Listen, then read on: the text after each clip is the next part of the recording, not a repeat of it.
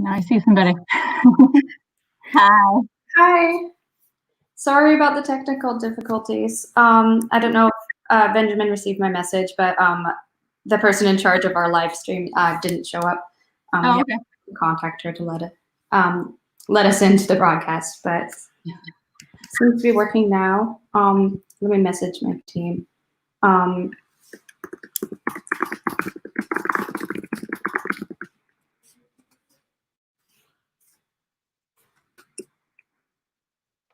Thank you again for waiting. How are you doing? Oh, good. It's really exciting to have you here. Thank you so much. Well, I appreciate you taking the time to have me here. I know what it's like to try and organize these events. It's a lot of work. Yeah, and all very new and everything. I'm sure you've had your fill of the online meetings. I've been there, done that.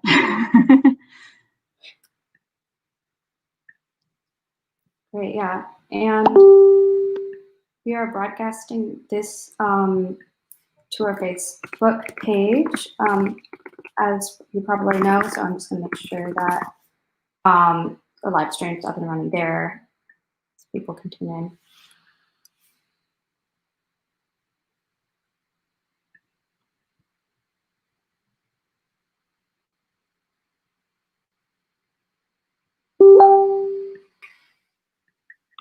Hi. Hi there.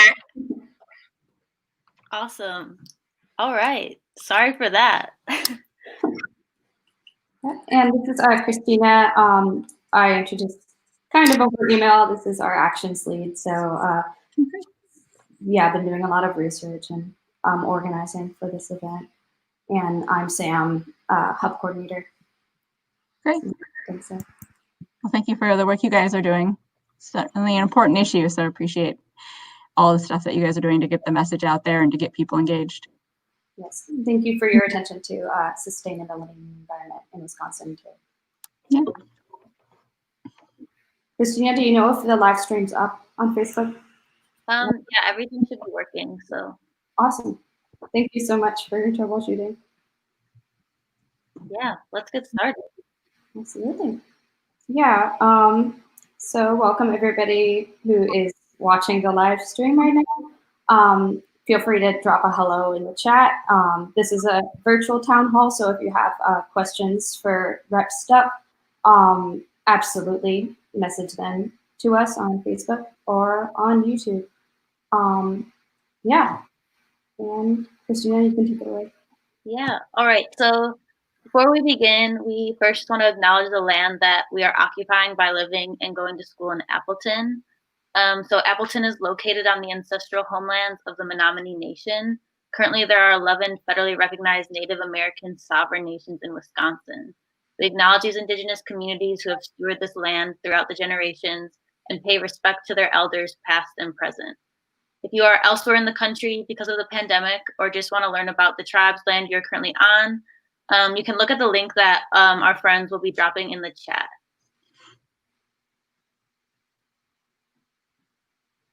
Thank you. Awesome. Thanks again for everybody for tuning in. Please continue to submit questions throughout the conversation. Jishwan and Jillian are our YouTube moderators for today, and they'll be sending us whatever questions that you send in. So thank you to them. They're amazing. Yeah, and for everyone watching too, we are Sunrise Appleton. I'm Sam, hub coordinator. This is Christina, our actions lead. And we're part of the national movement that's working to stop the climate crisis and create millions of green jobs. And we do this mostly by making the climate crisis a priority across America by electing leaders who are champions of the Green New Deal. Awesome. So if you don't know about the Green New Deal, I'll give you a quick rundown. Basically, it is a set of resolutions proposed by Congresswoman Alexandria Ocasio-Cortez and Senator Ed Markey that would transform our fossil fuel-based economy to a sustainable economy that would address the economic and racial inequalities as well as addressing the climate crisis. So if you'd like to read it for yourself, and the best part is you totally can because it's an easily read government document. I'll have Jishwan and Jillian drop it in the chat for you. Yes. And now we'd just like to introduce our guest, of course, the amazing Rep. Amanda Stuck. Thank you.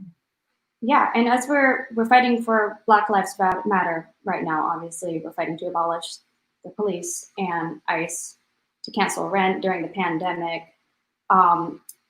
This is a nation in crisis, and it's becoming clear that the people who are our leaders right now are unable to handle that crisis and work for the people. But this is exciting because Amanda Stuck could very well be our representative in Congress come November. So thank you for joining us. We'd love for you to introduce yourself and tell us why you're running for Congress. And also just remind us of what kind of power that you have in your position. Yeah, so yes, I am Representative Amanda Stuck. I currently represent Appleton and Menasha in the state assembly. And how I got involved in politics was, I was born to two young parents who really weren't involved in politics at all. They were just busy trying to survive. My mom was a waitress. My dad worked at a grocery store bagging groceries. So they just really weren't involved at all. But a family friend took me to see Bill Clinton speak when I was 10. And that was really my first exposure to politics. And what I really remember about that day was hardworking people who looked like my parents and my family standing out in this miserable cornfield on this miserable day because they thought that somebody in an elected position could really make a difference in their life. And that impression to this day, I still remember what that felt like and what it was like that day. And so from that day forward, I joke about how as a 10-year-old, I would write that I wanted to be Bill Clinton when I grew up. But what I really wanted was to be in a position to make things better for people and to be able to help people and really address the really big issues that face us. And so I did go on to major in political science at UW-Oshkosh, eventually got my master's degree in public administration. When I really understood why policy matters, though, was when I was 19, I became a single mom. And I know what it's like to be a single mom, working multiple jobs, going to school full time, trying to support yourself, trying to get ahead, and just how incredibly hard it really is to get ahead. How you can work two jobs, you can be doing everything right, everything you're supposed to, and still struggle every day. And I know I would face days where I had $10 to figure out if I was going to eat that week or if I was going to put gas in my car to get to school and work that week. So I know what families are facing. And even though my story turned out pretty good, I eventually married my husband, who's a sheet metal journeyman. And like I said, I got my degrees, went on to work for Congressman Steve Kagan, who was the last Democrat to hold this seat. Even though things turned out pretty well, I know how, even though my husband and I both have pretty good jobs, I still work extra jobs as a substitute teacher and bus driver because I have to pay off my student loans and I have to worry about taking care of my kids and hopefully trying to stop them from having the loans and burden that I have as they look at going to school. So those are just some of the reasons in the background that brought me to actually run for Congress this time around. But it was actually a very specific letter from a gentleman named Len who had written to me about his wife's breast cancer and about how they won't be able to afford insurance if the Affordable Care Act goes away and there's no longer protections for people with pre-existing conditions. And he had written to myself, he had written to Tom Nelson and to Mike Gallagher. And when I called him, he said that he had received a call from Tom Nelson and that I had called him, of course, but that he had never heard a word back from Mike Gallagher. And I found it completely unacceptable that a representative in Congress, and representative being the key word, somebody who works for the people, could not take the time to respond to a letter like that and explain their vote of why they had voted multiple times to repeal the Affordable Care Act and really attack protections for people with pre-existing conditions. So that was really when I decided I would run for this seat this time. But no doubt that sort of approach that Mike Gallagher has taken of saying, really, I don't need to be available, I don't need to hold town halls, I don't need to respond to my constituents, is a concern no matter what the issue is. And so again, that really is, to me, what the heart of it is no matter what issue you're talking about, it comes down to a representative who's really going to be in their district, listening to the people and putting their interests first when they go back to Washington. Thank you so much. And now we'll be going into some questions that we've received through the form and that we just have ourselves. So Christina. Yeah, so I think someone had a question that would probably just be like best addressed here is, what was your experience working in the Wisconsin State Assembly? And I think they're kind of in reference to a predominantly white and male environment. Yes, it's been a very, very interesting experience. So, I really thought I kind of knew what I was getting into because I had worked for a congressman. I had been involved in politics a little bit, but it still was surprising to me to truly see what it's like. I went down there thinking, well, look, I really want to work across the aisle. I want to do whatever it takes to really try and make some change on some of these issues. And so, to be honest, renewable energy is actually one of my passion issues. And so that is the one committee I've always asked for. That's the one committee I've said, give me that committee, energy and utilities. I don't care what other, give me the committees nobody else wants as long as I get this one. And so to really go down there and see what it's like, to see how the entire system is set up so you don't work together and you can't get anything done. And it's more about protecting party power and leadership positions, and it really is about working together and getting things done, has just been honestly one of the most frustrating experiences of my life. And it's just showing me how important it is that we really elect people and we hold people accountable to really address the issue instead of playing those political games and instead of just worrying about what they want to do for themselves and their own ambitions. So I really have done some things down there that, have really tried to push back on some of that. So I actually started the Millennial Future Caucus down there, which is a bipartisan group, which is focused on how we really end this partisan divide so that we can actually address some of these issues that are facing us. And I will say one of the things we did was we held a talk very specifically on energy and the future of energy. And I'll tell you, we actually made some utilities kind of mad at us. They came and talked to us after that. But the key about that was that Adam Nealon is a Republican from Pewaukee area, who is my co-chair of that committee, that he was even willing to host that kind of event and start engaging in some of that conversation is key. Now, I know a lot of us are frustrated with how slow government works, and we know that we're really running out of time to really take some action. But honestly, even small steps like that are really key to getting to the bigger changes that we need. So my experience has been that it is incredibly difficult to get things done. We have a system that is really not set up or conducive to working together and getting things done. It really is about just beating the other side all the time. I will tell you, as a younger woman, I've often said I never really felt like I did experience a lot of sexism in the workplace until I got down to the assembly, where I was even amazed at little things. Like when I first got elected, everybody would ask me things like, oh, you probably want to be on the healthcare committee or education committee, or committees that were sort of seemed to be more women issue related committees. And so for me to constantly push and say, no, I want energy and utilities and that kind of thing, really was frustrating that people just assumed that, that wasn't a first choice for me, or committees like that weren't a first choice for me. So it has been a very interesting experience. It has also been the greatest honor of my life, though, honestly, to be down there and to really work on some of these issues, to be able to really delve deep into some of these issues and learn more about really what we're facing to address them has been a great experience. Yeah, thank you so much. And then, so just yesterday was Juneteenth, and in light of police brutality that continues to take Black lives, and the calls to abolish the police, as well as addressing our budget education failures, I think I just like to start a conversation with policing and root like our nation's griefs and demands in Wisconsin. So we are just under understanding that there are 12 police officers working in the city of Appleton schools, and each has a primary office at the elementary, middle, and high school they are assigned to. And last December, these resource officers were involved in shootings in Green Bay.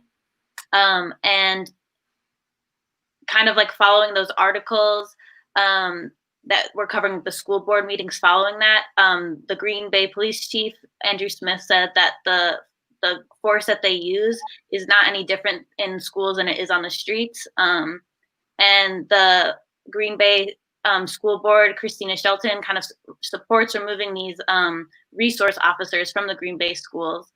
And that's interesting because as of like February 2018, the Green Bay police chief, Andrew Smith, also proposed adding more officers to our schools. And so I guess a lot of our constituents are curious about like where you stand on cops being in schools and this removal of these school resource officers. Yeah, so certainly during this time, I have been standing with the protesters. I have been out there with them because this certainly is an issue that we need to address. Now, I will tell you personally, we lost a family friend. So my husband's best friend, the best man in my wedding, was shot by police officers during a mental health crisis. So I do know personally just truly how unequipped our police departments really are to deal with these issues. I mean, dealing with mental health issues, that's really not what they're trained for. It's not what they're really prepared to handle.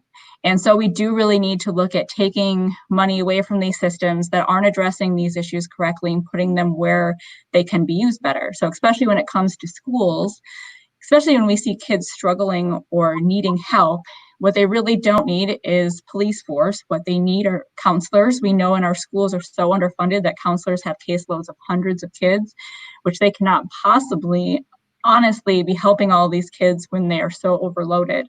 So we would do better to put more counselors, to put more money into our schools to make sure our classrooms are smaller so that teachers can really be giving the students the attention that they need to make sure that they are okay and be checking in with them, to really making more community schools to make sure that kids have things, for instance, like washers and dryers in schools. And we look at these community school models to make sure that kids really have what they need and to support kids instead of just punishing them for really what is a failing of our system to make sure that kids and families are supported and have what they need.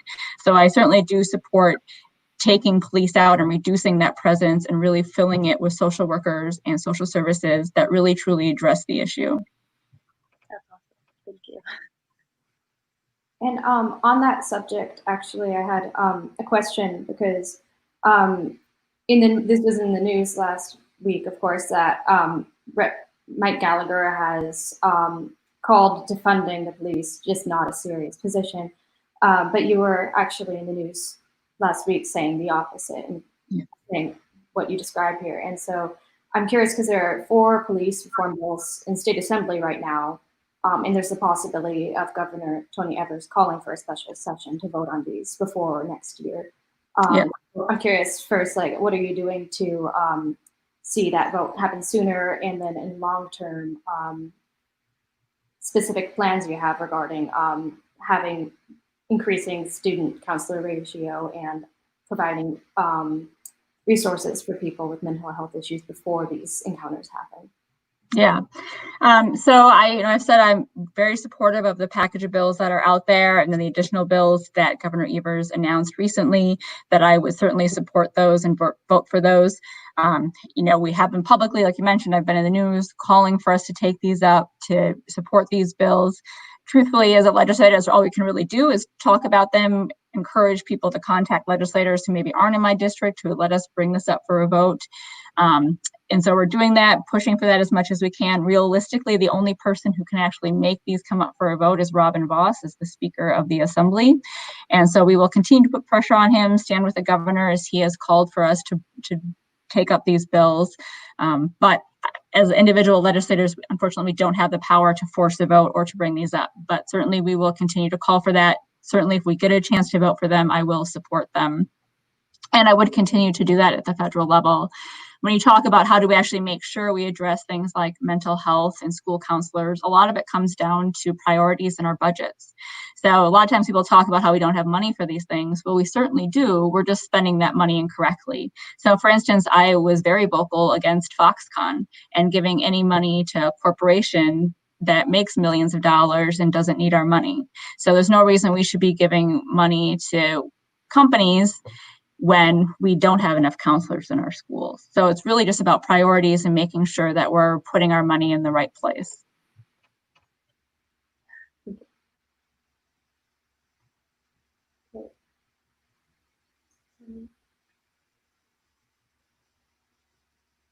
It looks like we have a question. So like as we're talking about policing in schools, we also want to talk about other ways like we can help our education system. And we have a question from Leah McSorley, and she asked, what is your view on the existing current work authorization options for international students, which allows for the 1 year of work following graduation and an additional 2 years for those in STEM majors? Well, that's a very specific question. I will say I probably don't know enough details about that specific program to know for sure how to answer that. I mean, I certainly, would approach this in terms of actually bringing people who know about this program to give me their inputs on thoughts on how we can do this. I mean, I think certainly anything we can do to help students get out there working and get experience as soon as possible is great.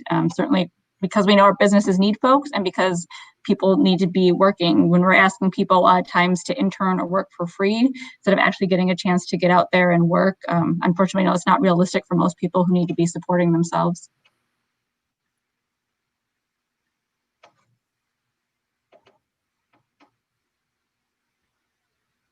And then, so this past week, obviously, we celebrated the Supreme Court's decision to uphold DACA. So we were just wondering how you intend to create a roadmap to citizenship for these recipients. Yeah, so I mean, I think we have some models, we've had bills out there just because this is an issue, again, we've been working on for a long time. So it's not that we don't necessarily have bills out there or models to support to do this. It's just simply political will, people being willing to stand up. And certainly I have in my time in the assembly have pushed for things like driver's license for undocumented people here in Wisconsin. So it really is just about legislators that will stand up and push for these kinds of things. So I would continue to do so and push forward with the proposals that have already been out there and how we really make these people full citizens. Yeah, and then we also want to address like education in relation to this pandemic as well, and how the pandemic has kind of exposed these inequities with many Native American students who are having difficulty with e-learning because of the lack of internet access. Yeah. And clearly, like Indigenous students already struggle in this white Western education system. So like paired with this pandemic, the disparities even furthered. We were just wondering like what your role could be as a congressperson to have like fix this access issue. Yep. So a lot of that would be looking at things like making Wi-Fi public in communities, providing funding for that, making sure that we are providing funding to really make sure that we do have Wi-Fi everywhere. Of course, when you look at private companies, they're not going into rural parts or parts of the state where they can't make money because that's their bottom line. Government should take a different view and say, we really need to make this accessible to everybody. And so again, that comes down to funding, where we put our priorities in our funding. And while this certainly is an issue for education, we've seen that this is also an issue when it comes to healthcare disparities around Wisconsin and also jobs, because companies really can't survive in northern or more rural areas where they don't have access to internet. So this really is a crucial issue. And we've had money and we've had funding that was turned away here in Wisconsin. So again, it's not even that we don't have the funding or resources, we just have legislators who have chosen to play more political games and not wanting to take funding from somebody from the other party to make these things happen. Very true. Sam, if you want to take the next question. Sure, yeah, absolutely. Thank you. And why don't you take it? I'm a little bit lost.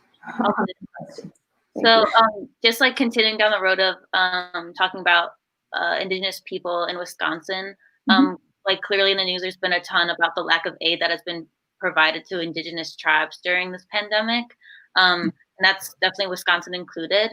And like clearly that's a very clear statement on our nation of the disregard for Indigenous lives. So we were kind of looking into the different tribes in our state, and Marcus Lewis of Black River Falls and director of the higher education with the Ho-Chunk Nation said in an article that they had to lay off about 3,000 workers at its casinos because of the pandemic. He says the ripples will be felt for years after this, and he says we're going to have to rebuild. So we're just kind of wondering, as our possible congressperson, how would you address the needs of Native American communities during and after this pandemic? Yeah.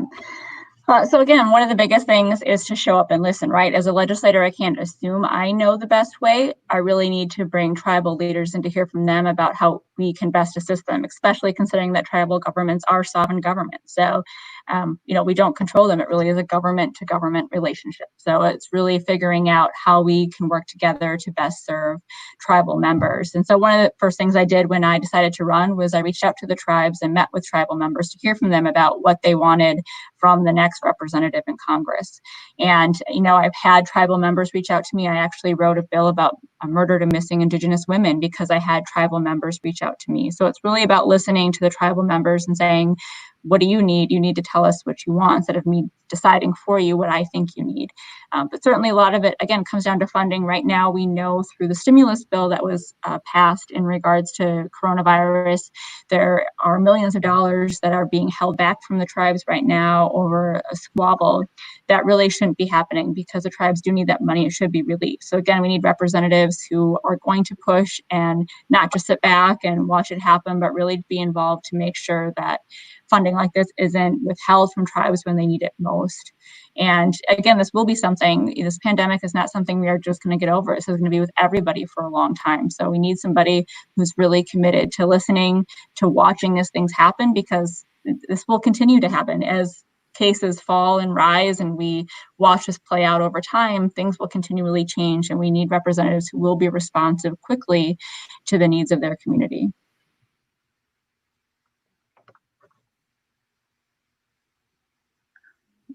Right. So then, yeah, just like another, I think you're kind of speaking to this already, but just to like continue, like the Menominee Nation in Wisconsin, they have had to like reject proposals from the carbon credits that you're kind of alluding to, and that would have put them in business with BP and Chevron. And most recently, the Menominee Nation is dealing with like the Back 40 mine, which for the public, if you don't know, the Back 40 project proposes to excavate an 800-foot deep open pit sulfide mine near the banks of the Menominee River, which that tribal nation depends on. So I guess just the question of how do we ensure that the land that these Wisconsin tribes have left, which is already so few, are safe from being polluted and bulldozed and mined and taken away? Yeah, so I actually wrote the proposal here in Wisconsin, the resolution against the Back 40 mine.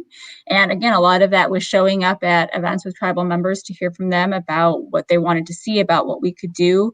You know, I will say Mike Gallagher has again shown the opposite. I've heard from even a Republican member in the assembly who has asked him to write a bill that would actually give states the right to intervene. So part of the problem right now is that because this mine isn't actually proposed in Wisconsin, that we don't have a say to stop it. So Mike Gallagher has been asked to write a bill that would allow states to intervene and say, look, this could harm us, so we should have a right to say something and stop it.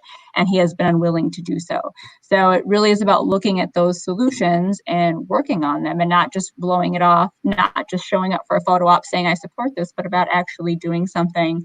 And again, bringing the players to the table. So we need these tribes to tell us how are they being impacted by what we are proposing and what we're doing, and really take that feedback back and incorporate that into whatever proposal we end up putting forward.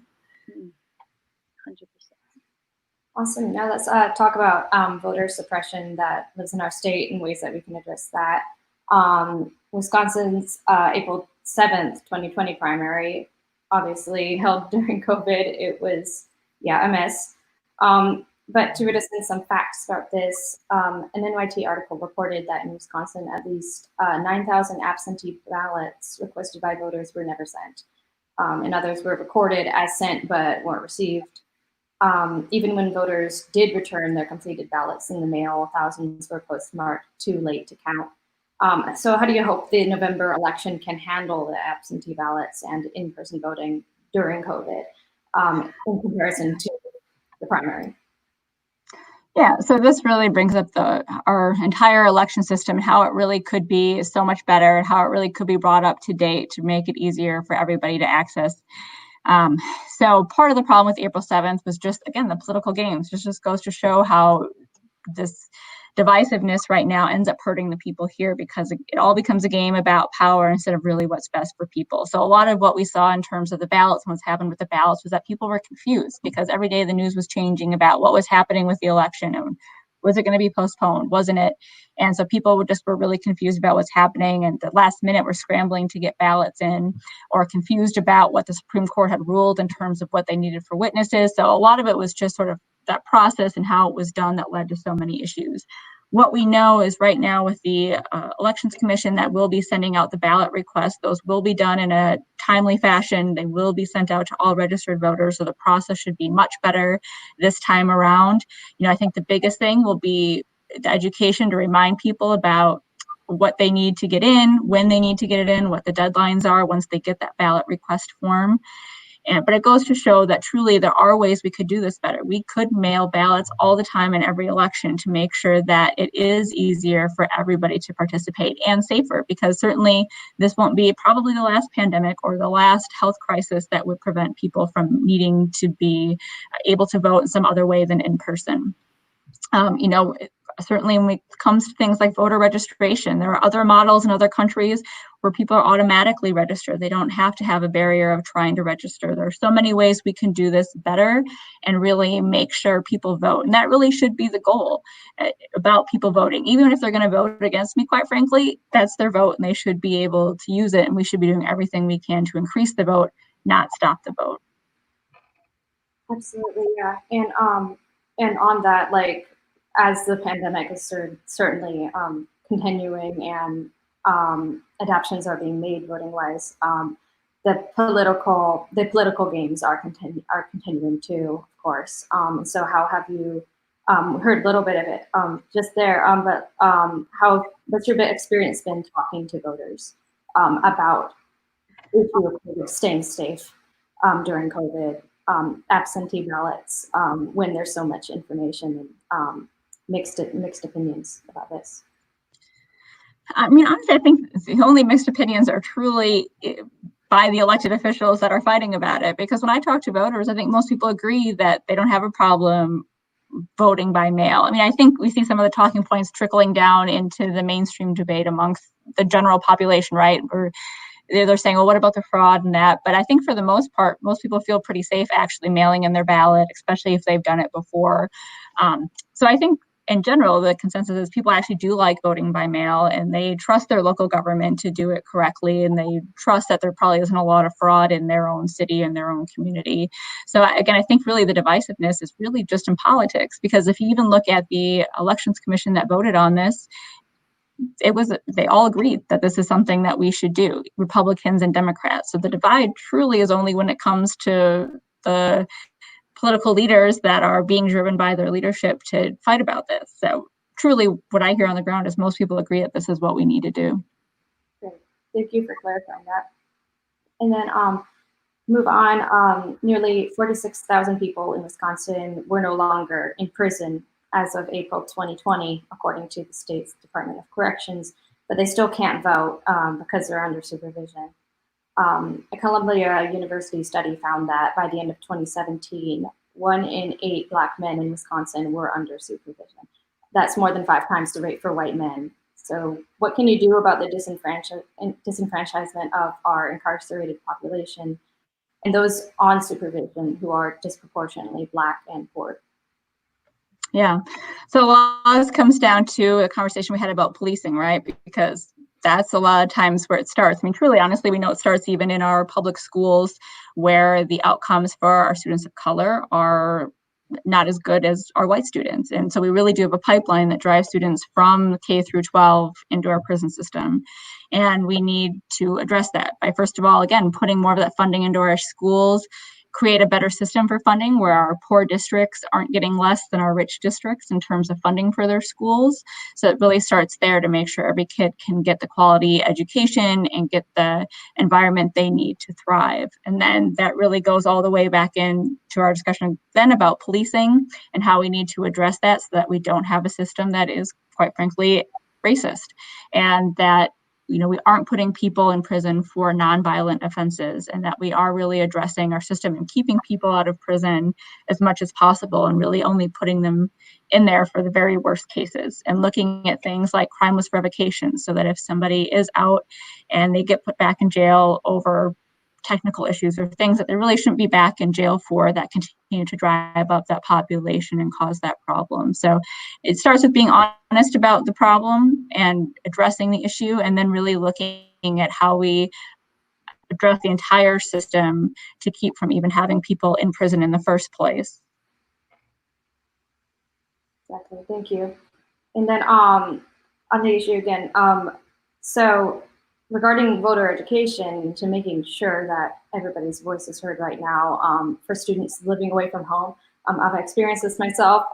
Wisconsin is one of the most difficult states in which to vote. And just today, our HUB members were reading about the lawsuits that would help make voting easier. So yeah, how can you support young people living out of state right now who are the largest demographic group with tremendous potential power, but aren't getting a chance to? Well, I would say, first of all, if you are having some sort of problem voting in Wisconsin, reach out to us and let us know, because certainly if we don't know what the issues are or exactly what people are running into, it's hard for us to figure out how to help folks or how we can fix it. What I would say is overall is we need to address our entire voting system in Wisconsin and voter ID and all those things that have purposely been put in place to make it harder for people to vote. There's a reason why it's hard to vote here. That was done by design. So we certainly need to address those things. We've tried to do that in the past in the Assembly. I certainly have supported bills that would make it easier to vote again, do those automatic voter registration things, all those things to make it easier, vote by mail, even look at using online systems to vote and to register to make it as easy as possible. So continuing to do those things. But again, if there's specific cases where students are having problems, they should definitely reach out to us and let us know so that we can try and help and identify what the issues are that they're running into. Would you see this voting situation of being in a pandemic right now as a sort of a chance to address that issue now and reform the voting system that's in place? Yeah, I think certainly this is a time for people to see again why things like voting by mail aren't partisan issues, that they really are about health and access for everybody, and that if we have these systems in place, that we don't have to be scrambling at the last minute to fix them, that we can already have systems in place that make sure we can continue to vote even during things like pandemics. Yeah. And I just have a question about like regarding the amount of incarcerated people who are unable to vote. Is there anything like are there any like resolutions or bills in Congress that are like being attempted to address that? Like, while I agree with you that it needs to be like systemically addressed, is there anything existing yet? Yeah, I mean, there's been discussion about, letting people vote after they've served their time and not have to necessarily get specific pardons or get specific things done in order to be able to vote again. And certainly I would support and agree with any bills that are out there that would say that certainly once somebody has served their time, they should be able to vote and they shouldn't be stopped from voting. So then we kind of just want to speak kind of like tying this all together, but we're kind of speaking about Mike Gallagher, and when we were kind of talking to him about the climate crisis, he felt that it was not our responsibility as a state or as a nation to address it. He felt that it should be left to countries like China and India. Where do you see Wisconsin being able to like not only partake in fighting the climate crisis, but like perhaps even being a leader in it? Like, what sectors allow for that in Wisconsin? Yeah. So it's interesting to hear that was his response. So I think of when I was in Germany. So I actually went to Germany on a legislative tour on energy to see what they're doing there. As we know, Germany is really a leader on this, and they have some really ambitious goals to really be 100% renewable energy. And so when we were there, we were talking with a lot of their leaders and, asking questions about why they're doing this and why they're so passionate about it to the point that they pay for legislators like myself to come over there and see what they're doing. And the response from one of the gentlemen we were talking to is, if we don't lead, who will? And I think that is really the attitude we should all take. I mean, certainly this is not something we can combat alone. We do need all of the countries around the world to come together to work on this. But we certainly can't sit around and say, oh, we'll wait for them, or it's just their job. We all have to do something. We all have to do everything we can, as this is the most pressing issue. Certainly the economy, all the other things we talk about don't matter if you can't breathe your air or drink your water. And so we need to do everything we can, and Wisconsin certainly can. And the truth is that this isn't necessarily even just about feel-good stuff. This is about jobs too. My husband's a sheet metal journeyman, like I said, and he's had jobs on things like the wind turbines when we were investing in that.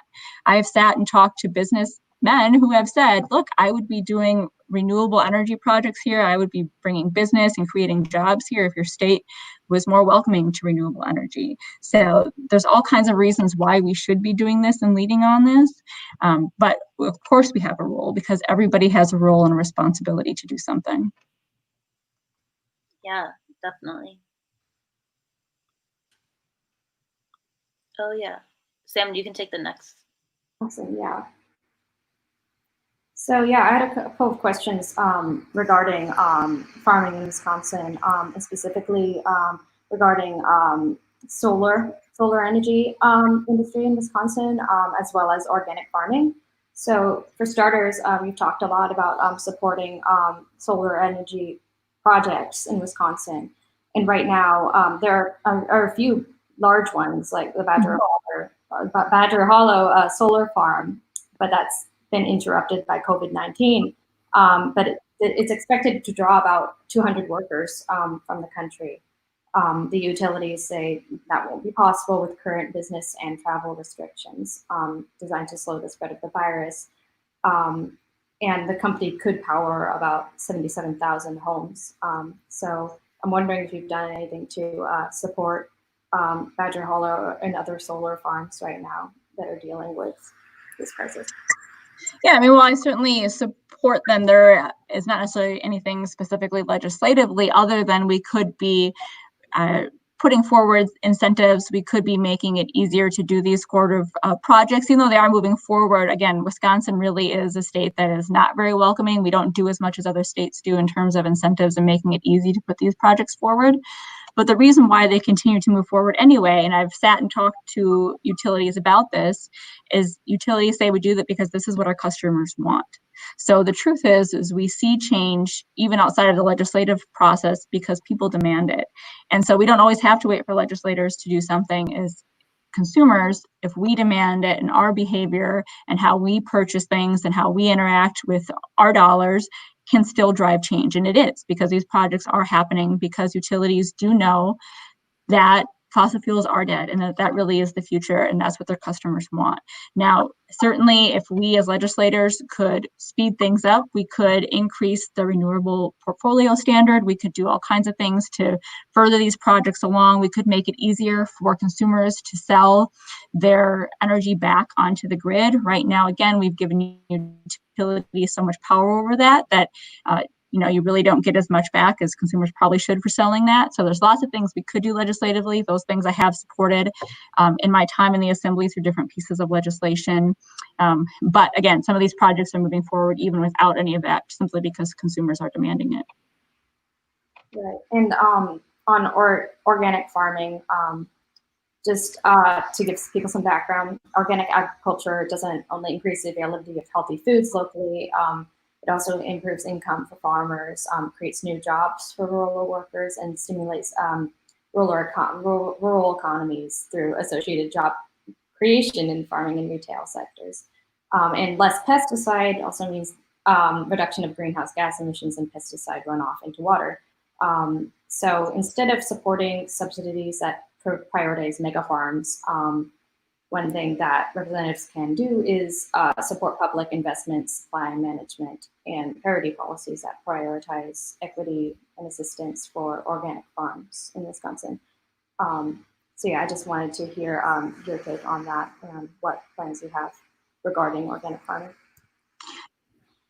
Yeah, absolutely. And if you look at groups like the Farmers Union here in Wisconsin, they push for a lot of sustainable changes, and they talk a lot about how government can help support farmers that really want to farm sustainably.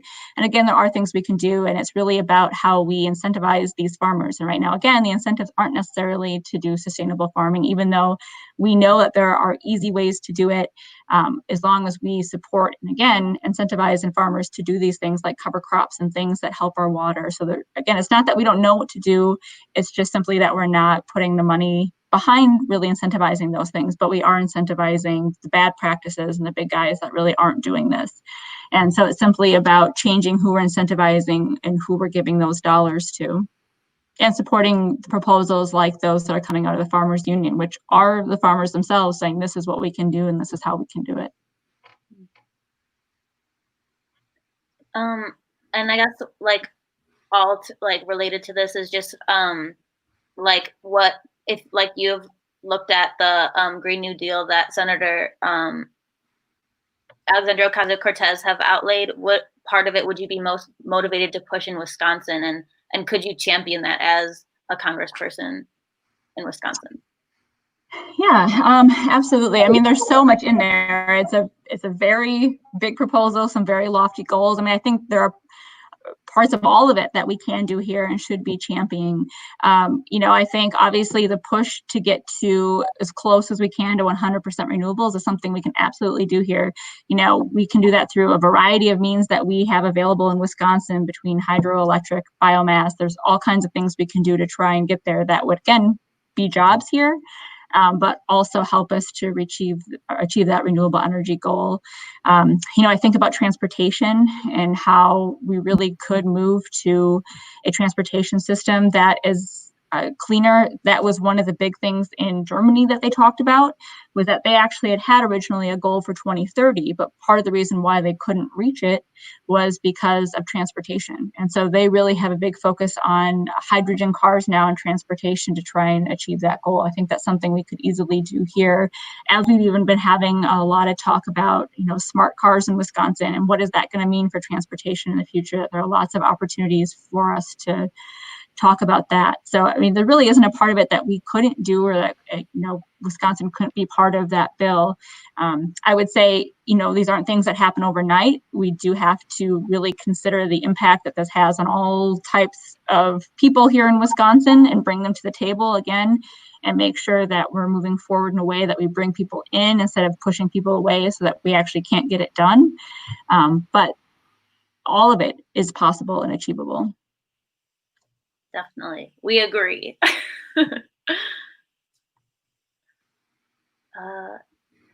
I know I've only got a few minutes left here myself, so I don't know if there's one or two more questions. Yeah, definitely. We can wrap it up with maybe one more, and then we can close out. Yeah, go ahead.